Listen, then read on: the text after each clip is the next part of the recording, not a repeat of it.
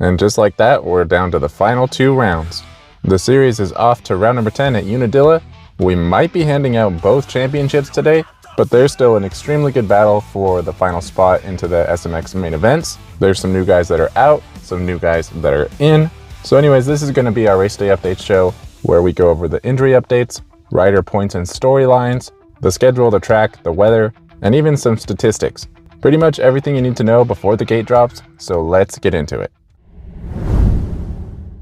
All right, the first thing we're going to get into is our injury updates, as well as just some guys who are joining the series. Starting off in the 250 class with the Star Yamaha team, unfortunately, Pierce Brown is not going to be able to return this year. He crashed out at the start of Supercross, and he crashed out in his first race back in Pro Motocross.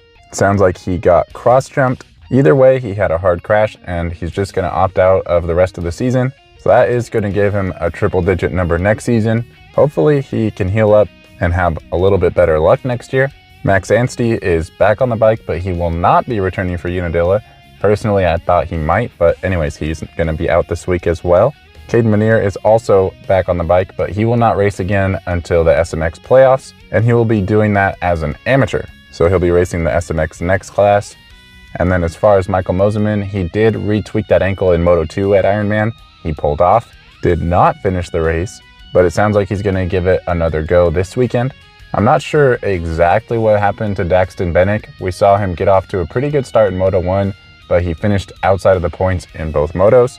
Definitely a pretty rough day for him, but not nearly as rough of a return as Pierce Brown. Bennick is on the entry list. No real update with him. Hopefully he can have a little bit better of a run this weekend.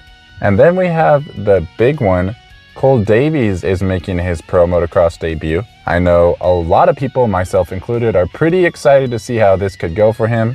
But obviously your first race back, returning from injury in the middle of a series, is definitely not the ideal way to make your Pro Motocross debut. So at this point, hopefully he can just get through safe and have some solid rides. And then we have another pretty big rider returning. Ty Masterpool has been back on the bike for a bit now. He's still dealing with some hand issues, but he's only got 2 rides left on that factory Cowie, so it sounds like he wants to make the best of it. He's in a pretty weird spot, kind of close to being able to make it directly into the playoff main events, but probably just outside of the range of being able to do that. We'll get into that a little bit later on the show. So if he can make the absolute most of his return, maybe he can work on that. But either way, it's great to see that he's back. And then of course we have his teammate Karen McAdoo, who is out for the season with his torn ACL. Chance Hymas is also out with the torn ACL, as well as Gavin Towers, who's recovering from his torn ACL. Then we have the Team Triumph riders. Styles Robertson is not able to get his wrist going. He announced his retirement. And then this week it came out that Jalek Swoll will also miss the rest of the season. It sounds like he dabbed a foot at Ironman and sustained a calf injury. But on top of that, as we've been covering, he tore his UCL in his thumb. So he's also been riding with that injury. Add to that the concussion that he suffered in Washougal, and he's just really banged up right now. So he's going to go ahead and try to sit out the rest of the season, get healthy, and come out swinging for Supercross. Carson Mumford is out for the rest of the season with his ankle injury. Nick Romano will not be returning after his shoulder injury. And then, of course, shout out to Trevor Collip as he recovers from his injuries. Then to end things on a positive note, we do have one new rider joining the series, and that is Landon Gibson, the Rockstar Husqvarna rider. He will also be making his pro debut alongside of Cole Davies. He's coming off of a pretty solid ride at the Combine and Ironman, and we've seen him be generally successful this season, so I'm pretty excited to see how things go for him. As far as the 450 class, the list did get longer. Aaron Plessinger is still out. He's got those mystery health issues. He's hoping to return for the SMX series. His teammate Chase Sexton is also now going to be out after that gnarly crash. He sustained a shoulder injury, which I'm going to speculate that he probably has a mild shoulder separation, also known as an AC joint sprain. As long as it's not too severe, the timeline should work out okay for him to return for SMX. Cooper Webb is also hoping to return for SMX, but he's still dealing with that knee surgery that he had. Jason Anderson is out for the rest of the year. Joey Savacci is back on the bike after that leg injury that he sustained in Redbud, but he will not be racing this weekend either. Not much for him to really gain at this point. I expect him to also try to return for SMX. Then we have another torn UCL with Colt Nichols. Sounds like he probably got surgery. Either way, he's out for the rest of the year. And then we have a bunch of guys on Yamahas with leg issues. Grant Harlan is out with his leg issue that he sustained in Redbud. Derek Kelly, same exact thing could be said, leg issue from Redbud. And then Freddie Noren injured his foot before Washougal. Not sure exactly what's going on with him, but he is not going to be racing this weekend either. And to end things on a good note, we're getting Ken Roczen back in the field this weekend. So at least he'll be bringing some excitement, a little bit more added depth at the front of the field. I wouldn't go as far to say as he's a Chase Sexton replacement, but when you are losing a lot of the top riders, it's nice to see one coming back. I'm curious to see where he finishes. Personally, I think he's going to be right around that 5 to 8 range. So either way, though, it's really great to have Ken Roczen back.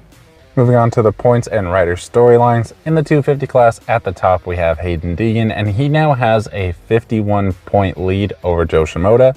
What that means is as long as he can keep Joe from gaining only 1 or less points on him, then Hayden Deegan will in fact wrap up the title around early, and he'll be crowned the champion today.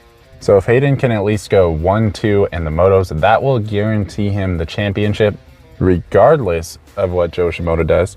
And then as far as Joe Shimoda, the opposite could be said. Joe Shimoda is going to need to come out here and go 1-1 if he wants to take this thing down to the final round. Now, realistically, the chances of him of winning the championship are obviously pretty much out the window at this point. I really don't think he cares about that anymore, but he definitely cares about getting race wins. So look for Joe to come out swinging and try to get another overall. Then we have to drop back another 81 points to find third place Garrett Marchbanks. And there is a lot to be said about Garrett Marchbanks. Sounds like he did re-sign with the Pro Circuit team for next season.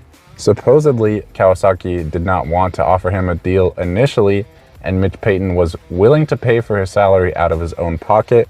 Long story short, the deal ended up getting done, so Garrett is secure for next season. Not only is he third in the Motocross Championship, but he's also third in the SMX standings right now. He is roughly 100 points behind Joe Shimoda and 9 points ahead of Tom Vial right now. And those 9 points in front of Tom Vial is very important because Garrett would really like to earn himself a career number, and in order to do that, he needs to finish in the top 10 overall between 450s and 250s for the season. Right now, he does hold that position in 9th, but he's only 4 points ahead of Hunter Lawrence, and you would have to expect, especially with Chase now being out, that Hunter will likely leapfrog ahead of Garrett Marchbanks, essentially sitting him on the bubble. So if he cannot stay ahead of Tom Vial, that would knock him out.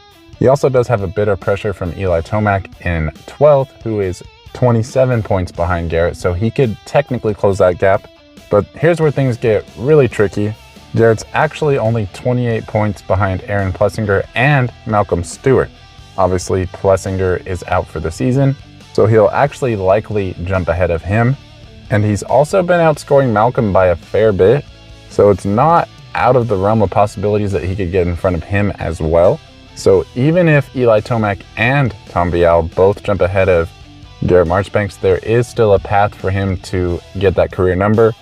What I think will likely happen is Garrett will probably get passed by Hunter and Tom, and then he'll also pass Aaron Plessinger, which will put him back into 10th, and that will allow him to pick the number 39 as his career number in honor of his good friend Aiden Zing. 20 points behind Garrett in the championship right now, we find Levi Kitchen. Levi had an okay weekend last weekend. He went 14-4 for 8th overall, so he did look pretty good in that second moto, at least there's that. He definitely struggled in Washougal, so hopefully that 4th place in moto number 2 is a sign of what's to come. He could come out here and surprise some of you because remember, he did win this race last year. Rounding out your top 5, another 23 points back, is where we find Tom Vial. And it was great to see Tom come out swinging after taking that break from the series. He clearly had good speed and a lot of intensity. While he was a tick off of the other 2 riders, he was also clearly ahead of everybody else, kind of on his own little island.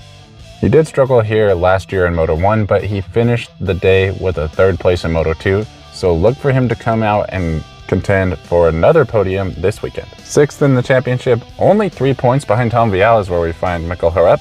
He actually rode pretty good last weekend. He went 5-9 for 6th overall, and it's great to see him doing so good. Personally, I'm really curious to see what he does next season, but either way, he looks really good. In 7th, 42 points behind Mikkel, we have Max Voland, and he also rode really well last weekend. He went 7-8 for 7th overall, right behind Mikkel once again. With that solid finish, he was able to leapfrog ahead of Julien Beaumer as far as the SMX standings go, so he's now all the way up to 6th in SMX seeding right now, and he's not that far behind Seth Hammaker. Considering Max pretty much had not been able to ride a bike at all the entire year, even at this point last year, the fact that he's already a fringe top 5 guy on a non-factory team is pretty awesome to see. 17 points behind Max is where we find Michael Moseman, and he's definitely battling that ankle injury right now.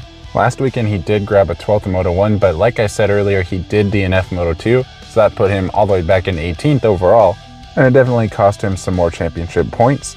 Not that long ago, he was all the way up in 6th in SMX standings, and now he's dropped all the way back to 8th. So unless he can actually have a pretty good solid finish this weekend, he'll probably drop all the way back to 10th because Levi Kitchen and Jordan Smith are both looming to try to pass him in SMX points as well. And then actually tied with Michael right now, we have Seth Hammaker. So he's actually tied for 8th in the championship. He wasn't able to do anything flashy last weekend at Ironman. He did bring home a 10th place overall finish, so he's continuing to stack those points. He did allow Max Vohland to close in just a little bit on him, but right now he's still pretty solidly 5th in the seeding process going into the playoffs, and we've seen him have great speed in Supercross. He probably should have won the Supercross title. So as long as he can keep the ball rolling and stay healthy, look for him to be a serious contender as we head into the playoffs. Rounding out your top 10, another 9 points back, is where we find Jordan Smith. He was quietly able to bring home a 6th place finish in Moto 1 last weekend, but then he did only manage a 19th in Moto 2, which definitely affected his overall finish. Nonetheless, he does look pretty good. I'm really curious to see if he does end up on the 450 next year. Personally, I would like to see him in 250 Supercross, but either way, it's great to see Jordan continuing his career and looking solid. In 11th, another 19 points back, is where we find Dylan Schwartz. He was not able to have one of those iconic rides that he has at times. He went 16-18 last weekend, so nothing too flashy, but he got some points. He's doing his thing. 9 points behind Dylan is where we find Drew Adams, and he's definitely starting to come around. I believe he made his pro debut at Ironman last year, and quietly, he brought home a top 5 overall finish. We haven't seen any explosively good rides out of Drew Adams, but there are some real signs of life here, so I'm excited to see what the future looks like. 3 points behind Drew is where we find Ryder D, and unfortunately, Ryder had another very mediocre ride, going 17-15 in the motos, just scoring some points. And more often than not, this is what motocross has looked like for him this year. We know he has the speed. He had a couple of good Supercross finishes as well before he got hurt. It's just a question of him putting it all together. It sounds like he does have a ride for next year, so at least there's that, but this is also a little bit concerning. In 14th is where we find Chance Hymas, and actually tied with him right now is Austin Forkner. It sounds like Austin did injure himself a bit at Ironman. Maybe he dabbed his foot or something. Either way, he's dealing with some hip and leg pain. That being said, he did still push his way through the motos, and he actually went 11-10 for 9th overall. And it's not like he had a good start and faded back to those positions. He was actually much further back in the field and worked his way forward throughout the motos. So his fitness is looking really good right now. As long as he can stay healthy, he'll actually be able to complete a full season for the first time. The playoffs could be pretty interesting for him, but what I'm really looking forward to is if he can stay on this trajectory, what does Supercross look like? Anyways, in 16th, another 4 points back is where we find Parker Ross, and I feel like Parker Ross is severely underrated. Most of you guys probably didn't notice because the broadcast never talks about these types of things, but he actually brought home a 7th place finish in Moto 2 last weekend, and he has been rock solid all season long, even showing good signs of things in Supercross. Right now, he's 15th in the SMX standings, just in front of Drew Adams. Granted, Drew Adams did miss some time, but he's also out here getting top 5 finishes. Anyways, another 6 points back is where we find Julien Beaumer. Both him and Daxton Bennick returned last weekend, and both of them looked pretty bad. Luckily, Julien Beaumer definitely looked better than Daxton, but considering he was a race win contender earlier on in the Supercross season, this is definitely way off of what we would hope to see out of him. We saw a lot more out of him in his rookie motocross season. Last weekend, he went 15-13 in the motos. I'm really not sure what else to say. Hopefully, he can turn things around. I think he has a ride with KTM for next season either way. And even if he didn't, I'm sure they would bring him back because it sounds like they're probably going to lose Vial. And we did see Juju go out there and get Supercross wins. In 18th is where we would find Jalek Swoll. Remember, he's out for the rest of the season. Then another 8 points behind Juju is where we find Nate Thrasher, and he's kind of right there with Ryder DeFrancisco to me, at least as far as motocross. Obviously, he had a reasonable supercross season, and he did show some signs of life, at least as far as his own standards, last weekend going 13-11 in the motos, which is pretty good considering the results he's been getting. It looks like he's actually going to end up going into the playoffs in the 11th seed, so pretty solid overall. But I am curious if he's going to be on this team again next year or not. Rounding out your top 20, only 1 point behind Nate Thrasher is where we find Ty Masterpool. And this could probably just prove my point right here. We all kind of think of Ty's year as pretty mediocre. Even in motocross, he didn't come out and really do what we would hope to see. And he's missed most of the season, and he's right here in the points with Nate Thrasher. Now the good news is he is returning this weekend. The bad news is he's 25th in SMX seeding right now. So likely he'll have to go to the LCQ, which I'm pretty sure he'll be able to get through. Normally they would only take 2 riders from the LCQ, but we know they're already going to be taking at least 4 riders. RJ Hampshire is qualified, and he's not even in the class anymore. And then of course Chance Hymas is also qualified, and he's not going to be racing either. So those are 2 additional spots that will open up in the LCQ. Now if Ty does not want to be in the LCQ, he's going to have to catch up to Dylan Schwartz in points, and right now he's about 45 points behind him. Now we have seen Ty score more than 45 points at one race, so technically if he has 2 of those types of rides, maybe that would be enough for him to close in the gap. Keep in mind, last weekend Dylan Schwartz had a bit of a rough weekend and he still scored 10 points, so you have to assume he's probably going to put up at least 20 points. So for Ty to really come out here and have a shot at it, he's going to need to put up at least 65 points. What does that actually look like? Well, that would look like Ty going 5-6 in the motos for the remainder of the season. Hypothetically, if he did that and Dylan Schwartz replicated his finish from last weekend for the rest of the season, that would actually get Ty into the playoffs, at least directly without having to do the LCQ. Could Ty go 5-6 in the motos? Probably, maybe, but is he going to do that in every single moto? It's a little tough. So it's looking like a long shot for Ty, but it's still on the table. That's what he's fighting for right now.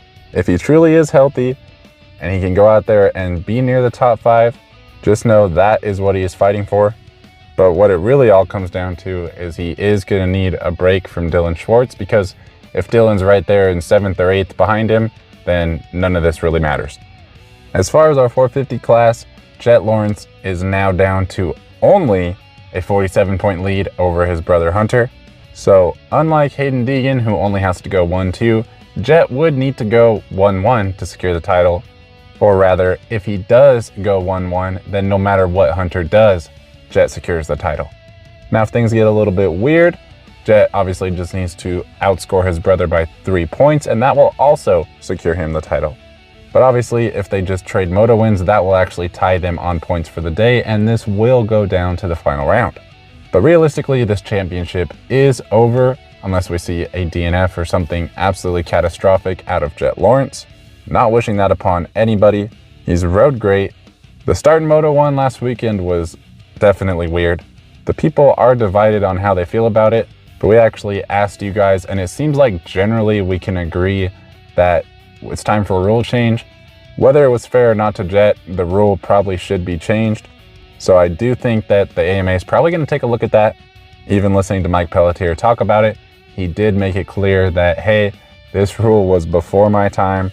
Essentially, the way I interpreted that was, look, don't shoot the messenger. This is the rule. KTM protested it. We have to enforce it. It is what it is. We're going to take a look at this rule and probably change it for the future. At least that's how I interpreted it. And then, of course, we have Hunter Lawrence right behind him, only 47 points back. But man, can we talk about how great it was to finally see Hunter win an overall? Granted, it was not at all in the way that you would expect or hope to win an overall, but he has so many moto wins from earlier on in his career that have not led to overalls. It's great to finally see him get it done. In this very show last weekend, we did talk about maybe this could be his shot to do it. It was not how I expected him to do it, but anyways, shout out to Hunter Lawrence. Glad you got that monkey off your back. I really don't think he is going after the title or sees himself as someone who could win the title. I'm sure he's happy for his brother. He's just going to go out there and try to win more races. Then another 41 points behind Hunter is where we find Eli Tomac. Technically, mathematically, Eli is still in this title fight. I expect him to probably be out of the title fight by the end of the first moto. But in an insane world where both of the Lawrence brothers DNF for the rest of the season, Eli could still win this title. I'm not saying that that's going to happen or that I wanted to. I just feel obligated to tell you guys the math. For those of you who lived under a rock and did not hear, Eli was severely under the weather last weekend. Don't expect him to continue to ride like that. He's probably still dealing with the effects of it this weekend though, so just let him do his thing. He's Eli Tomac, he's gonna figure it out. The playoffs should be fun. Motocross of Nations is gonna be fun. And we are getting a legend of our sport far past what we've seen most of the other legends recently go. So either way, I'm just thankful to have him out there. Then 9 points behind Eli is where we have Justin Cooper. And it just seems crazy to me that Justin Cooper is only 9 points behind Eli Tomac. He was on the podium again last weekend. He's won motos this year. And I know Justin Cooper has been super solid, but he just doesn't even seem in the same category as Eli Tomac, but the points say otherwise. He was only 1 point behind Eli last weekend. If he could have just finished a couple positions higher, he would have actually outscored Eli and been on the podium. Or if he could have just passed RJ Hampshire in moto number 2, he would have at least tied Eli Tomac and just been off the podium. And speaking of RJ Hampshire, he has now solidified himself as a top 5 guy. He's only 22 points behind J. Coop right now, but more importantly, he was able to finish 2nd overall last weekend. Granted, he did get a gift, but you have to be in a position to capitalize, and he put himself there. Awesome to see it. I'm so happy that he's staying healthy. He is doing a couple RJ things, but not like he did on the 250. I hope he has as long of a 450 career as possible. He definitely deserves it. Then we have to drop back another 69 points to find Jorge Prado. And man, shout out to Jorge Prado. He was able to bring home a top 5 overall finish. All it took was Jet Lawrence and Chase Sexton to blow themselves up, and he was able to get it done. But in all seriousness, he did actually have a pretty good reaction when Chase Sexton crashed right in front of him. He was able to make a quick adjustment and go around him, so I thought that was pretty cool. Shout out to Jorge for that. But it does sound like they actually found something with the bike and the motor. For the first time, he was actually singing praises about the bike. I love to hear that. Hopefully they can figure things out and maybe we could see something special these last couple of rounds. I love having these foreign riders join our series, and I hope that Jorge sticks around. I'm tired of seeing George out there. We want to see Jorge. And we did see a glimpse of it, like I said, last weekend, top 5 overall. So hopefully he can keep that momentum moving forward. In 7th in the championship right now is where we would find Aaron Plessinger. So we have to drop back another 42 points behind Jorge Prado to pick up Malcolm Stewart. And shout out to Malcolm, he's just doing his thing. He was able to bring home an 8th place overall finish, which matches his place in the championship right now. It looks like him and RJ are going to be teammates next season. That should be a lot of fun in Supercross. In 9th, another 26 points back is where we find Valentin Guillot. Last weekend, he did struggle a bit compared to how he's been doing, going 14-11 for 12th overall. And that is going to be pretty important. We'll talk about that a little bit more when we get to Cody Schock. But just know there's a lot on the line with him right now. He's in a very interesting battle for that final transfer spot into the playoff main events. Right now, he's on the bubble in 20th. 10th and 11th in the championship is where we're going to pick up Cooper Webb and Chase Sexton. They're both out, so we'll jump back to 12th in the championship, and another 14 points behind Valentin is where we'll find Cody Schock. Luckily for Cody Schock, he did race that 450 race at Daytona and scored some pretty good points. I believe he scored 9 points there. And that could make all the difference for him right now, because right now he's the odd man out. He's 21st in the SMX point standings. But solid 11-10 moto finishes last weekend allowed him to close up 4 points closer to Valentin Guillot. And I believe Cody's actually dealing with some injuries right now. So if he can start to feel at least a little bit better these last couple of rounds, maybe he can close up even more. But with that Daytona score, he's only 6 points back from Valentin Guillot. But passing Valentin is not his only path into the top 20. We'll talk about that a little bit more later on when we get to Mitchell Harrison. But there's a lot going on right now when it comes to this top 20. 4 points behind Cody is where we find Justin Barcia. He was right there kind of battling around the same range as Malcolm last weekend. He ended up finishing in 9th place overall, only 1 point behind Malcolm. As long as he can hold this pace for the rest of the season, he'll just end up fending off RJ Hampshire in the SMX seeding, which will grab him 9th place overall going into the playoffs. But man, shout out to RJ Hampshire for being in the top 10 in SMX seeding from only racing motocross. 1 point behind Barsha is where we find Harry Kulas, and he's actually 22nd in SMX seeding right now. And his shot is definitely longer than Cody Schock's, but he does have a path to the playoffs. He's 19 points behind Valentin Guillot and 29 points behind Mitchell Harrison. So if either one of those guys has a bad race, well, actually it would take probably both of those guys, or maybe if Cody Schock, if any of those two of those three guys have a bad race, then maybe he can get in there. But right now it's looking like he's probably going to be one of the odd men out. Really unfortunate for him because I do believe he was in the top 20 last year. Just got off to a bit of a slow start to the season, and that really cost him. 15th is where we'll find Joey Savacci. He might return for the final round, not really sure, but he'll definitely be back for SMX. Another 21 points behind Harry Kulas is where we find Benoit Petrel. I'm not really sure what to say about him. He was a top 10 guy right out of the gate at the season opener, and now he's barely scoring points. I hope everything's okay. It's great to have him out there. He's not going to make it into the top 20, which earlier on in the season, he was on the right trajectory to do just that. So really hate to see that for him, but either way, like I said, it's great to have him out there, and I wouldn't be surprised if he still races the playoff LCQs. 17th is where we find Jason Anderson. So then in 18th is where we find Mitchell Harrison. I don't really know how this is possible, but he's only 15 points behind Benoit Petrel. Granted, he's done really well the last 2 rounds, but he didn't even score any points at the season opener, and Benoit Petrel was top 10 there. After the first 3 rounds, Mitchell Harrison had only scored 16 points. Just last weekend, he scored 19. What a turnaround. It did not look that great for him to be able to stay in the top 20 in SMX early on in the season. The pressure was starting to mount, guys were closing in, and he is absolutely showing up. He grabbed another top 10 moto finish in Moto 1 last weekend. Then he was only able to get 15th in Moto 2, but still really solid riding out of Mitchell Harrison. That being said, he's only 10 points ahead of Valentin Guillot and only 16 points ahead of Cody Schock. So there is a very clear path to fall right outside of the top 20. All that those guys have to do is outscore him these last couple of rounds, and he will fall outside the top 20. But with that being said, he's been right on pace or even beating these guys the last couple of rounds. So as long as he can keep doing that, he'll be just fine.